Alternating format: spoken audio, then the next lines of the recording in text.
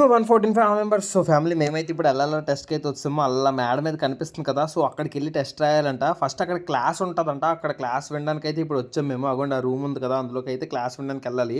ఇప్పుడు దానికి ముందు మనం ఒక అప్లికేషన్ ఫామ్ ఫిల్ చేసుకున్నాం కదా, సో ఇప్పుడు ఆ అప్లికేషన్ అనేది తెచ్చుకోవాలన్నమాట. అది 2 రోజుల ముందు పెట్టుకున్నాను అప్లికేషన్, ఇప్పుడు స్లాట్ ఇచ్చారు.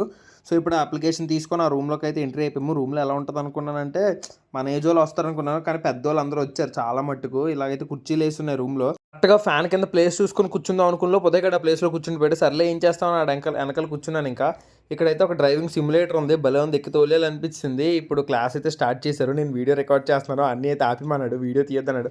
తర్వాత ఇలా సర్టిఫికేట్ ఒకటి ఇచ్చారు, అది పట్టుకొని వెళ్ళి ఎగ్జామ్ రాస్తాను. అరగంట చిచి 5 నిమిషాల్లో అయిపోయింది ఎగ్జామ్. మళ్ళీ ఇప్పుడు ఇలా వచ్చి అటు వెళ్ళిపోయాం, మళ్ళీ అటు కాదని ఇటు వచ్చాం. మళ్ళీ ఇప్పుడు ఇక్కడికి వచ్చాక మళ్ళీ బ్యాగ్ మర్చిపోయాను. వేస్ట్ గడు, ఇంత టాలెంటెడ్ ఉన్నావు.